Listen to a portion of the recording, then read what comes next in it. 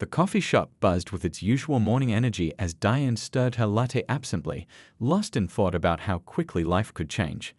Just a year ago, she was struggling to rebuild her life after a difficult divorce, juggling her real estate career with being a single mom to her teenage daughter, Ashley. Now here she was, engaged to a man who seemed to have walked straight out of her dreams. She met Robert Chen at a charity auction where she was representing her agency. He stood out immediately, not just because of his well-tailored suit or confident smile, but because of how genuinely interested he seemed in everyone around him. While other guests were focused on networking, Robert was helping an elderly woman navigate the crowded space and making the catering staff laugh with his friendly banter. Their conversation that evening flowed effortlessly. Robert told her about his work as a financial advisor, his passion for helping families secure their futures, and his involvement in various community projects. When he mentioned being divorced himself, Diane felt that spark of connection, someone who understood the journey she'd been through. Their romance blossomed naturally over the next 6 months. Robert brought coffee to her open houses, remembered her favorite Thai takeout order, and always made time to attend Ashley's volleyball games.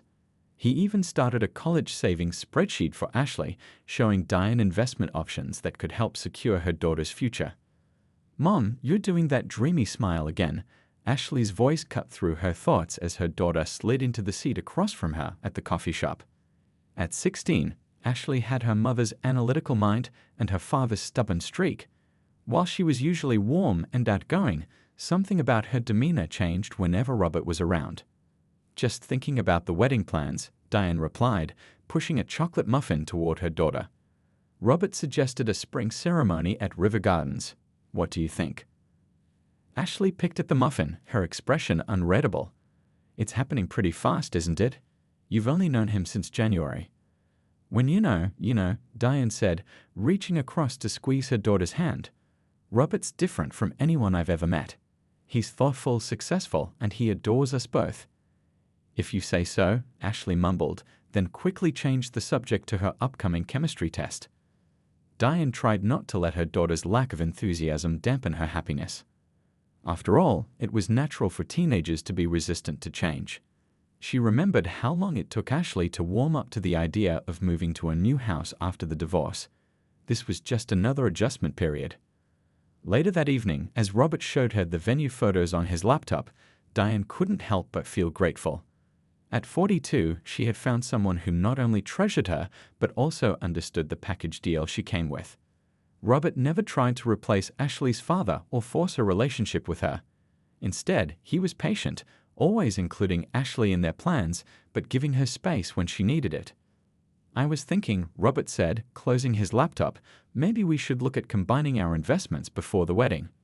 I've got some great opportunities lined up that could really secure our future together." "That sounds wonderful," Diane replied, leaning into his embrace. "I trust you completely." From the hallway, Ashley watched the scene unfold, her stomach knotting with an unease she couldn't explain. Something about Robert's perfectly crafted responses and calculated gestures felt rehearsed, like a well-practiced play. But every time she tried to voice her concerns, her mother's happiness made the words die in her throat. Little did any of them know, this picture of domestic bliss was about to shatter in ways none of them could imagine. The perfect match was hiding cracks beneath its polished surface, and Ashley was about to stumble upon the first piece of evidence that would unravel questions about her future stepfather. It started with something simple, a homework assignment about family heritage that required information about parents and step-parents. When she Googled Robert Chen, financial advisor, expecting to find his company website, she instead found nothing. No LinkedIn profile, no professional certificates, no mention of him in any business directories. For someone supposedly successful in the financial world, Robert Chen seemed to be a ghost online. The next morning, she sat in her school library during lunch break, ignoring her sandwich as she dug deeper. Robert had mentioned graduating from Pacific State University in 2005 with honors in finance. Ashley found herself scrolling through the university's archived graduation lists, public records that should have been easy to verify. But Robert Chen wasn't there. "What's got you so focused?" Her best friend Katie dropped into the chair beside her. You've been staring at that screen like it holds the secrets of the universe. Ashley bit her lip, uncertain how much to share. Have you ever had a feeling about someone? Like everything looks perfect on the surface, but something just feels off. Katie leaned in, lowering her voice. Is this about your mom's fiancé? When Ashley nodded, Katie continued, My dad always says to trust your gut. He's been a detective for 20 years, and he swears instincts are usually right. That conversation with Katie sparked something in Ashley. She began keeping a notebook, jotting down every inconsistency she noticed. Robert claimed to have worked at First Capital Investments for 8 years, but when Ashley called pretending to verify employment for a rental application, they had no record of him. He talked about growing up in Seattle, but his knowledge of the city seemed to come straight from tourist websites. When Ashley's grandmother mentioned visiting Pike Place Market, Robert's stories about the area were vague, like someone describing a place they'd only seen in pictures. The turning point came during dinner one evening. Robert was telling a story about his college baseball team making it to the championships. Spring of 2004, he said confidently. We faced our rivals in the final game. What a match. Ashley's fork paused halfway to her mouth. According to the dates he'd given her mom, he would have already graduated by then. She looked up to find Robert watching her, his eyes sharp despite his easy smile. For a moment, their gazes locked, and Ashley felt a chill run down her spine. That night, she couldn't shake the feeling that she needed to dig deeper. Using Katie's laptop, she didn't want to leave any traces on her own devices. She began searching news archives for financial fraud cases. Hours passed as she scrolled through articles, her eyes growing tired until suddenly she froze. The photo was from 2019, showing a man being led away in handcuffs. Though his hair was different and he wore glasses, the smile was unmistakable. The name in the article read Richard Chang, a financial advisor accused of defrauding multiple clients in Oregon who disappeared before his court date. Ashley's hands shook as she read further. The pattern was identical. Richard Chang had targeted divorced women, gaining their trust through charity events and community involvement. He charmed their families, proposed marriage, and then vanished with their life savings just before the wedding. The next article she found was from 2021, same story, but under the name Ray Cooper in Nevada. Different name, same face, same scheme. The man her mother knew as Robert Chen was a chameleon, changing identities as easily as others changed clothes. Katie's father had taught them about keeping evidence secure. Ashley carefully saved screenshots to a password-protected cloud drive and printed copies that she stored in her school locker. She knew confronting Robert directly would be dangerous. Men like him didn't react well to being exposed. But time was running out. The wedding was in 3 days, and Robert had already started talking to her mother about combining their bank accounts for simplicity. Ashley had seen her mother writing checks for what he called investment opportunities, and each time, that knot in her stomach grew tighter. As she lay in bed that night, listening to her mother and Robert laughing downstairs, Ashley felt the weight of her discovery crushing her. How could she protect her mother without putting them both in danger? The evidence was clear, but Robert had proven himself a master manipulator. Would her mother even believe her? Tomorrow, she decided. Tomorrow, she would show Katie's dad everything she found and ask for his help. But as she drifted off to sleep, her phone buzzed with a text from an unknown number. Quite the little detective, aren't you? Let's talk about what you've been researching. Ashley stared at her phone, her heart pounding in her chest. The mysterious text message glowed in the darkness of her bedroom. How did Robert know? She'd been so careful. Taking a deep breath, she deleted the message and removed her phone's battery, something Katie's dad had once mentioned about preventing tracking. The next morning, she skipped her first period and went straight to Katie's house. Mr. Thompson, Katie's father, was just leaving for work when she arrived, still in his detective's badge and coffee in hand. Uncle Mike, she said, using the familiar name she'd called him since kindergarten, I need your help. It's about Mom's fiancé. The kitchen fell silent as Ashley laid out her evidence, the fake university records, the missing employment history, the news articles showing Robert Chen's face under different names. With each piece of information, Mr. Thompson's expression grew more serious. You did good work, kiddo, he said finally, spreading the printouts across his kitchen table. But from now on, you let me handle this. Men like this, they're dangerous when cornered. Mr. Thompson made some calls, speaking in quiet, professional tones while Ashley and Katie waited. Each minute felt like an hour. Finally, he hung up and turned to them. Robert Chen doesn't exist, he confirmed. But Timothy Walsh, Raymond Porter, and 3 other aliases do. All connected to investment fraud cases across multiple states. He's been careful, changing his pattern just enough each time to avoid detection. Ashley's throat tightened. What about Mom's checks? The ones she's been writing for his investment opportunities. Mr. Thompson's face darkened. I've got a friend at the fraud unit looking into it. Have you noticed any other unusual financial activity? Ashley remembered something. Last week, Mom mentioned Robert suggested they rent a safety deposit box together. She moved her jewelry and important documents there. Classic move, Mr. Thompson muttered. Makes it easier for him to grab everything at once when he runs. He checked his watch. Listen, we need to move carefully. Men like this have contingency plans. If his suspects were onto him. A text notification interrupted him. Ashley pulled out her backup phone, the one she borrowed from Katie. It was from her mom. Honey, Robert's taking me to lunch to discuss wedding details. He wants to add his name to the house deed as an early wedding gift. Isn't he thoughtful? Love you. We need to move now, Mr. Thompson said, already dialing his phone. The house deed transfer is usually the last step before they disappear. The next few hours were a blur of activity. Mr. Thompson called in favors, coordinating with fraud investigators and local police. Ashley provided access to her cloud drive containing all the evidence she'd gathered. Background checks were run, warrants were processed, and surveillance teams were positioned. Your mom's phone shows they're at Lorenzo's restaurant, Katie reported, watching the location-sharing app they'd set up months ago. Should we go get her? Mr. Thompson shook his head. Too risky. He's on edge already. That text he sent Ashley proves it. We need to catch him in the act. He turned to Ashley. We need a reason for your mom to come home early, something that won't make him suspicious. Ashley thought quickly. Mom never ignores calls from Aunt Linda, and Aunt Linda's great at causing drama. One phone call later, Aunt Linda was in on the plan. She called Diane in tears, claiming a family emergency that required immediate attention. 20 minutes later, Ashley watched from Katie's window as her mom's car pulled into their driveway. Robert followed Diane into the house, his face a mask of concern.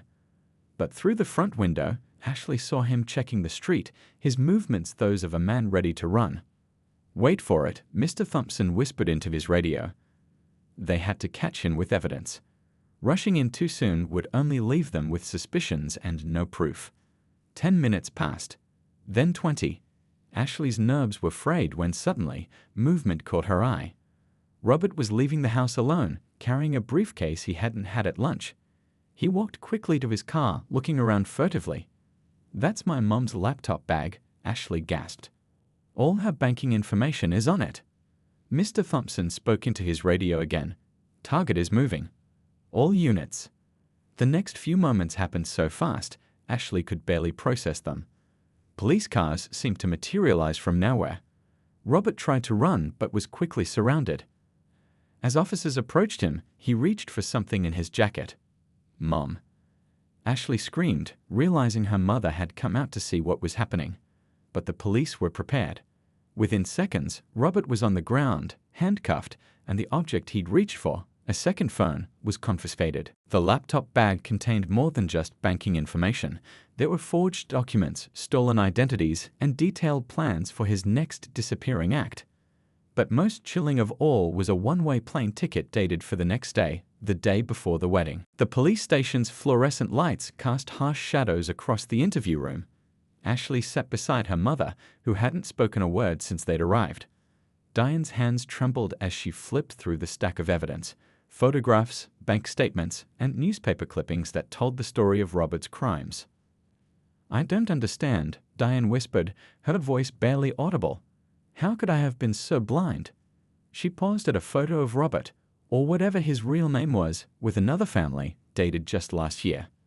Mr. Thompson sat across from them, his detective badge catching the light. You weren't blind, he said gently. These people are professionals. They know exactly what to say, how to act, what strings to pull. They study their victims carefully. Victims, Diane repeated the word like it was foreign to her.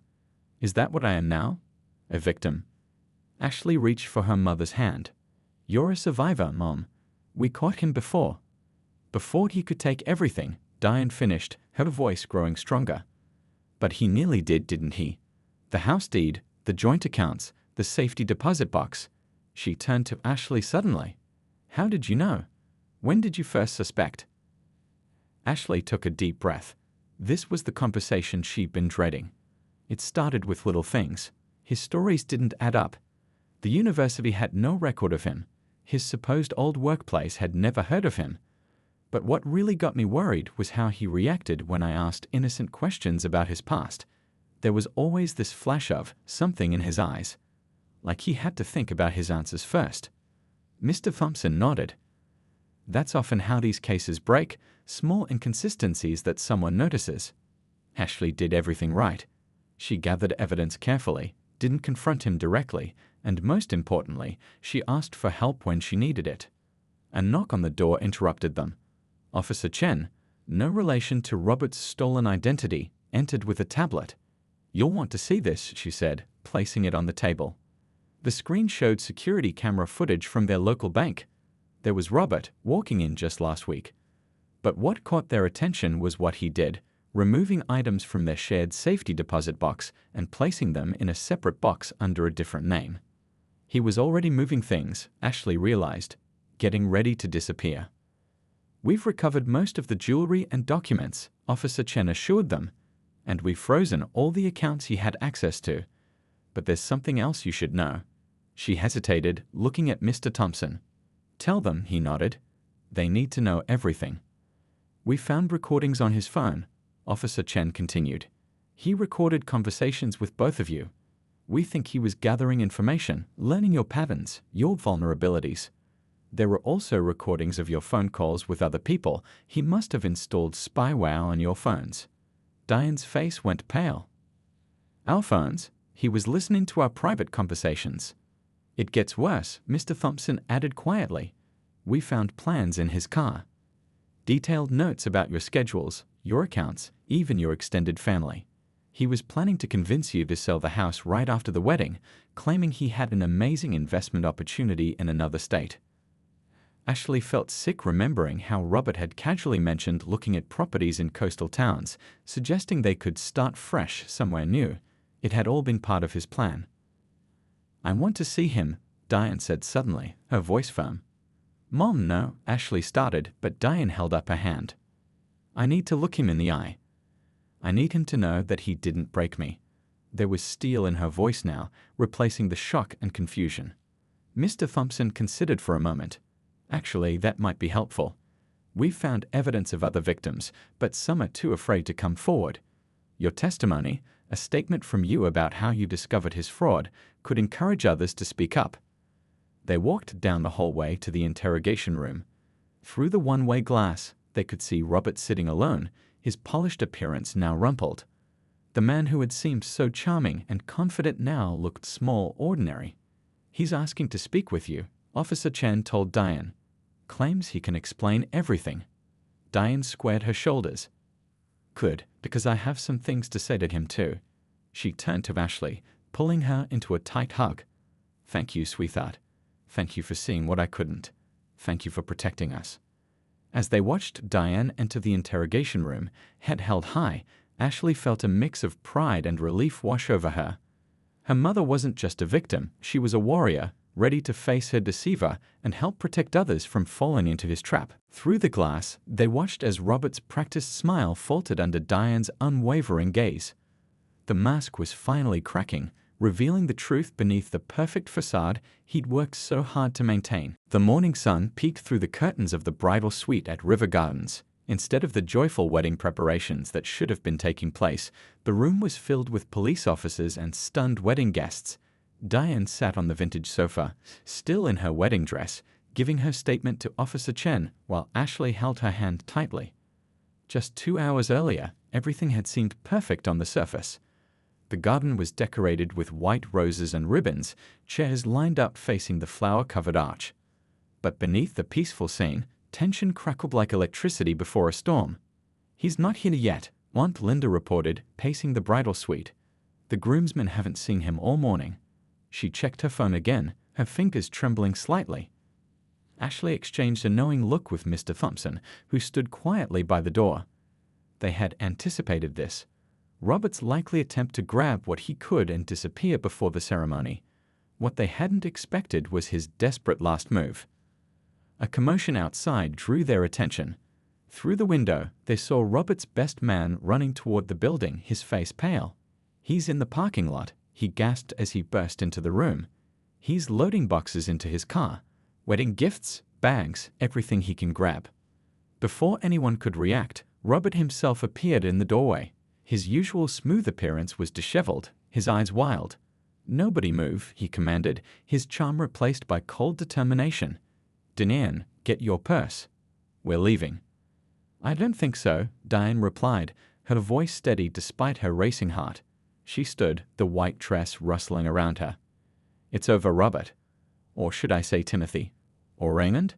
How many names have you used to destroy lives?" His face contorted with anger. "You don't understand. We can still make this work. Think about it, just you and me, starting fresh somewhere new. I've got connections, opportunities." "You mean more victims?" Ashley stepped forward. "More families to con, more lives to ruin?" Robert's gaze snapped to her, and for a moment, his mask slipped completely. "You," he snarled. "You couldn't leave well enough alone, could you? Had to play detective. Had to ruin everything." He took a step toward Ashley, but Mr. Thompson moved faster. "That's far enough," he said, his badge glinting as he revealed it. "You're surrounded, and backup is already on the way."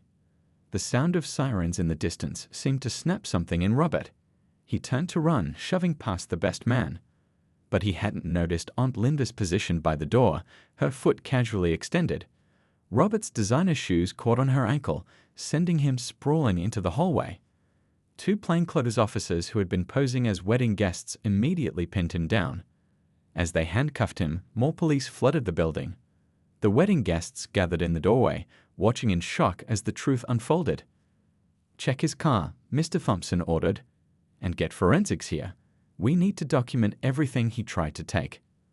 Officer Chen was already photographing the evidence, stolen wedding gifts, Diane's personal documents he'd taken from the house, and most stunning of all, a briefcase full of forged passports and IDs.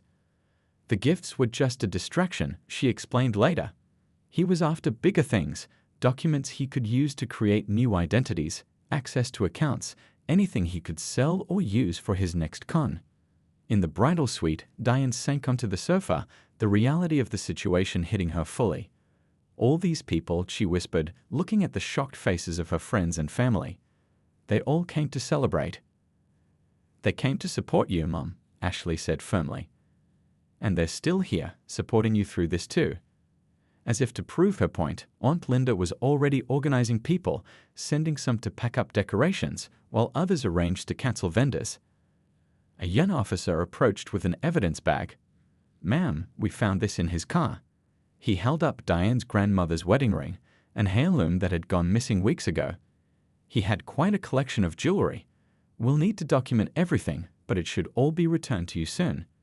Diane touched the evidence bag gently, tears forming in her eyes. "He told me I must have lost it at the gym." I believed him. I believed everything, because he was counting on your trust, Mr. Thompson said kindly. "These guys are experts at manipulation, but you know what they don't expect. Someone like Ashley, who looks past the perfect surface and sees the truth." As the police continued their work, wedding guests gathered around Diane and Ashley, offering support and comfort. Someone ordered pizza for everyone, turning the failed wedding reception into an impromptu gathering of love and solidarity. "You know what?" Aunt Linda announced, raising a paper cup of sparkling cider.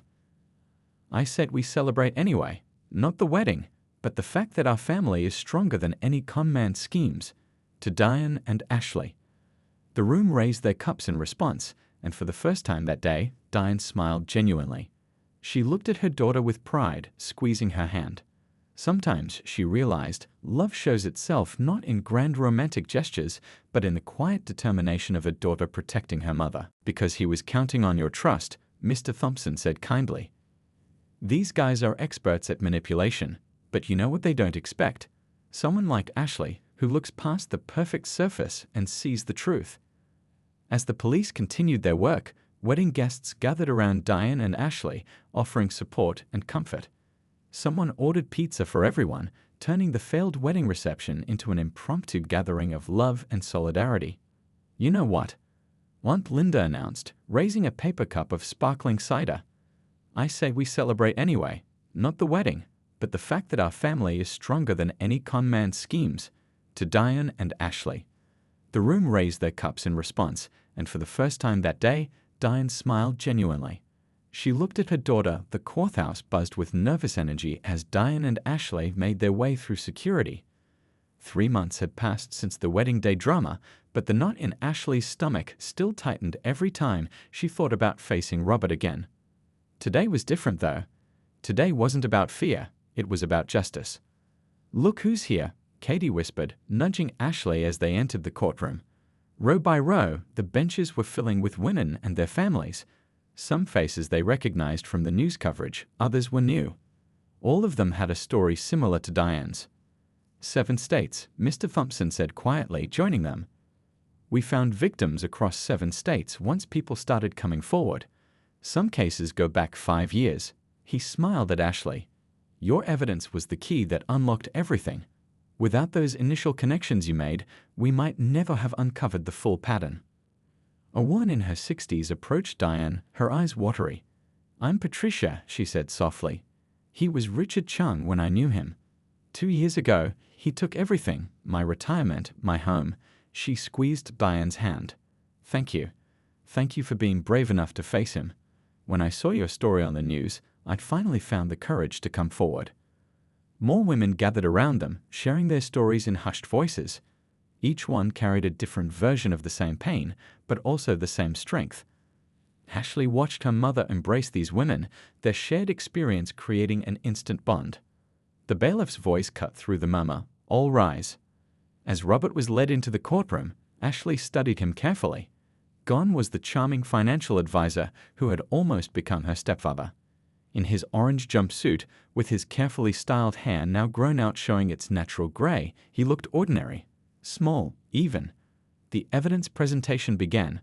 Detective Chen walked the court through the investigation, her clear voice detailing the elaborate scheme. Screenshots of Robert's many aliases flashed on the courtroom screen. Bank statements showed the pattern of his fraud. Wedding photos from multiple engagements painted a picture of a man who had turned romance into a weapon. The defendant didn't just steal money, the prosecutor explained. He stole years of people's lives. Their trust, their sense of security, and he did it all with careful planning and absolutely no remorse. When it was Diane's turn to testify, Ashley held her breath. Her mother walked to the witness stand, her head high. Can you tell the court how you discovered the defendant's true identity? The prosecutor asked. Diane's voice was clear and strong. My daughter discovered it. She saw what I couldn't or wouldn't see. She noticed the inconsistencies in his stories, the gaps in his background. She protected me, even when I didn't believe I needed protection. Robert's lawyer tried to paint it as a simple case of cold feet, of misunderstandings blown out of proportion. But the evidence was overwhelming. The forged documents found in his car. The multiple storage units rented under different names, filled with stolen belongings. The offshore accounts. The burner phones with recorded conversations. Your Honor, the prosecutor said, the state has proven beyond any doubt that the defendant operated a sophisticated, multi-state fraud operation targeting vulnerable women. We ask for the maximum sentence. As the judge prepared to announce the verdict, Ashley felt her mother's hand grasp hers. Around them, other families held each other close. This moment wasn't just about their family anymore. It was about all the families hurt by Robert's schemes. In all my years on the bench, the judge began, I've seen many cases of fraud. But the calculated nature of these crimes, the emotional manipulation involved, and the sheer number of victims sets this case apart. The sentence came down like a thunderclap, 25 years. no possibility of early release, full restitution to all victims. Robert's face remained blank, but his hands trembled slightly as he was led away. Outside the courthouse, reporters gathered around the families. Patricia spoke first, her voice shaking but determined. "Today, we reclaim our power. We're not victims anymore, we're survivors." Diane stepped forward next, pulling Ashley close. "My daughter taught me something valuable through all this. Love isn't about grand gestures or perfect appearances. Real love is about truth, even when that truth is hard to face." Later that evening, that house filled with family and friends celebrating the verdict. Aunt Linda had organized another impromptu party, this time with actual wedding cake, though the little groom figure was conspicuously missing from the top. A toast, Mr. Thompson raised his glass. "To new beginnings, and to the people brave enough to fight for them." As Ashley watched her mother laugh with Patricia and the other survivors, she realized something important. Sometimes the happiest endings don't look anything like what you expected. Sometimes they come disguised as difficult truths, wrapped in the courage to face them, and made beautiful by the people who stand beside you through it all. With pride, squeezing her hand. Sometimes, she realized, love shows itself not in grand romantic gestures, but in the quiet determination. "In all my years on the bench," the judge began, "I've seen many cases of fraud. But the calculated nature of these crimes, the emotional manipulation involved, and the sheer number of victims sets this case apart." The sentence came down like a thunderclap: 25 years. No possibility of early release. Full restitution to all victims. Robert's face remained blank, but his hands trembled slightly as he was led away. Outside the courthouse, reporters gathered around the families. Patricia spoke first, her voice shaking but determined. "Today, we reclaim our power. We're not victims anymore, we're survivors." Diane stepped forward next, pulling Ashley close. "My daughter taught me something valuable through all this. Love isn't about grand gestures or perfect appearances. Real love is about truth, even when that truth is hard to face." Later that evening, that house filled with family and friends celebrating the verdict. Aunt Linda had organized another impromptu party, this time with actual wedding cake, though the little groom figure was conspicuously missing from the top. A toast, Mr. Thompson raised his glass. "To new beginnings, and to the people brave enough to fight for them." As Ashley watched her mother laugh with Patricia and the other survivors, she realized something important. Sometimes the happiest endings don't look anything like what you expected. Sometimes they come disguised as difficult truths, wrapped in the courage to face them, and made beautiful by the people who stand beside you through it all. With pride, squeezing her hand. Sometimes, she realized, love shows itself not in grand romantic gestures, but in the quiet determination of a daughter protecting her mother. Of a daughter protecting her mother. 1 year later, Ashley stood at the podium, looking out at the sea of faces in the university auditorium.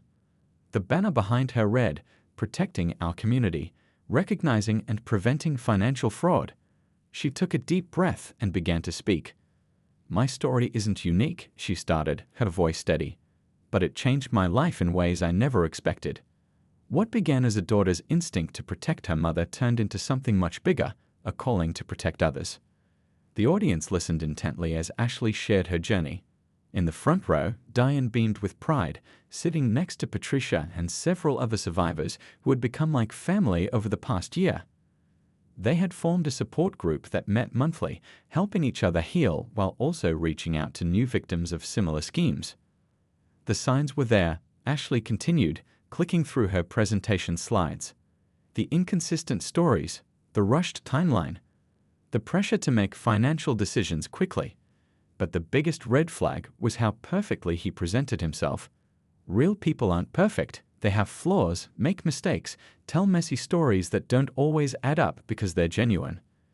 Mr. Thompson, now retired from the police force but working as a consultant for fraud prevention, nodded approvingly from his seat.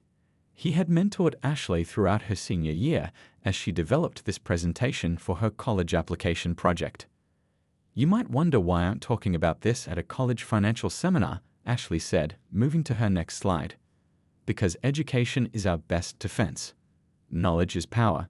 And sometimes the people who need protection the most are the ones who don't realize they're vulnerable." The presentation shifted to practical tips, how to verify someone's background, the importance of taking time with financial decisions, warning signs of manipulation. Ashley had refined these points through dozens of community workshops she'd helped organize over the past year. But this story isn't just about fraud prevention, she continued, her voice softening. It's about healing. Mom. She gestured to Diane, who joined her at the podium.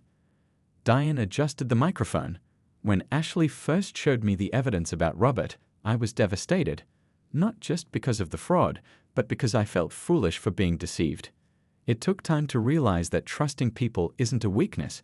Being betrayed says more about the deceiver than the person who trusted. A hand raised in the audience. How did you move forward? After everything? Diane smiled. One day at a time, with help. The support group we started has been incredible. We share our stories, our healing processes, and yes, sometimes our setbacks. But mostly, we share hope. Ashley took over again. That's why I'm excited to announce that I'll be attending this university next fall, majoring in criminal justice with a focus on financial crimes. The scholarship committee felt our community outreach program showed promise. The audience applauded, but Ashley wasn't finished. And thanks to donations from local businesses and support from the police department, our Survivor Network is opening its first official resource center next month. We'll offer free counseling, legal advice, and fraud prevention workshops. After the presentation, people lingered to talk. A young woman approached Ashley privately, twisting her engagement ring nervously. Some things you said today, they sound familiar. My fiancé. She trailed off, uncertain. Ashley handled the moment just as she'd learned to do over the past year, with gentle understanding and practical help. She connected the woman with Patricia, who had become the group's intake coordinator, making sure she had resources and support for whatever she might discover. Later that evening, that house filled with celebration once again. But this time, it wasn't about court victories or justice served, it was about future hopes and dreams.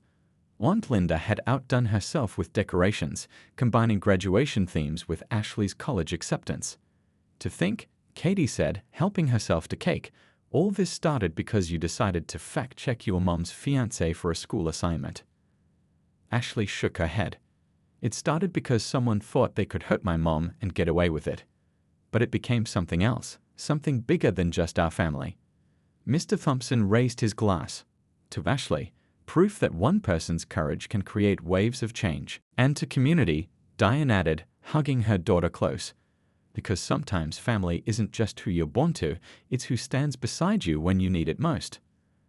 As Ashley looked around at the gathered faces, her mom, the survivors who had become aunts and sisters in spirit, the friends and supporters who had helped turn their pain into purpose, she realized something profound. Their story hadn't ended with Robert's arrest or even his sentencing. That had just been the beginning. The real story was in the healing, in the connections formed, in the lives changed and protected. It was in the weekly support meetings where laughter now outweighed tears, in the workshops where knowledge replaced fear, and in the simple truth that sometimes life's worst moments can lead to its most meaningful purposes.